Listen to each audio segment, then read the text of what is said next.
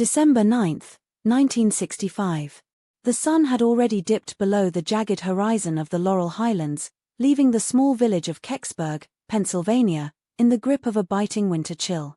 It was a town of quiet porches and long shadows, a place where the most exciting thing to happen was usually the changing of the seasons. Until the sky caught fire.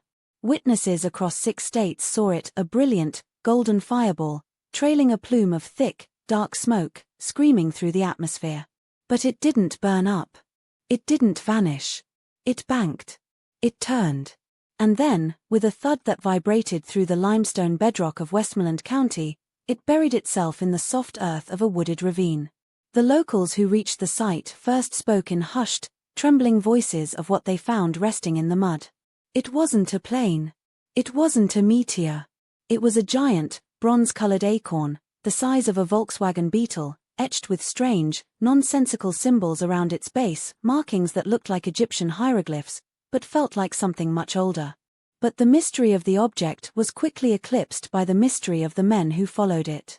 Within the hour, the quiet country roads were choked with olive-drab trucks.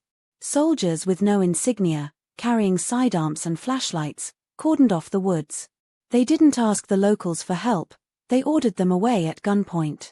They told the townspeople they had seen nothing. They told the press it was a meteorite.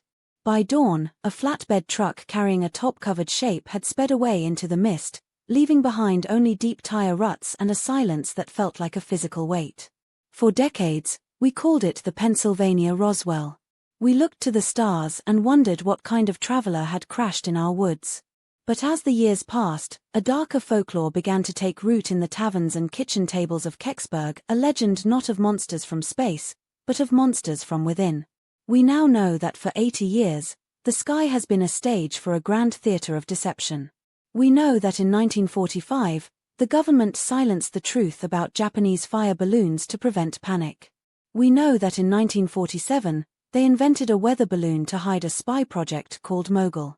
By the time the 70s rolled around, there was an organized campaign of Mirage Men, specialists in the art of the lie, tasked with spreading stories of extraterrestrials to mask the jagged edges of top-secret technology.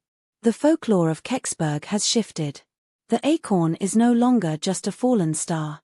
In the local imagination, it has become a ghost of the Cold War. Some say the hieroglyphs weren't an alien language, but a coded cipher for a reverse engineering program that went horribly wrong. They say the military didn't come to Kecksburg to protect us from an invader, but to reclaim a piece of ourselves that we weren't supposed to see. The most chilling local legend claims that the woods themselves changed that night. They say that if you walk into that ravine during a winter freeze, the air still tastes of ozone and burnt copper.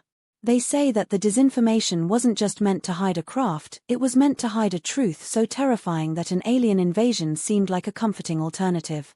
Kecksburg remains a town of secrets. And as we look back at the history of counterintelligence and the systemic spread of false UFO myths, we have to ask ourselves, when the fireball fell in 1965, did we see a visitor from another world, or were we just the latest audience for a carefully choreographed shadow play? The Acorn is gone, and the trucks are long vanished. But in the quiet woods of Pennsylvania, the truth isn't out there. It's buried under layers of ink, redacted files, and a silence that has lasted for 60 years.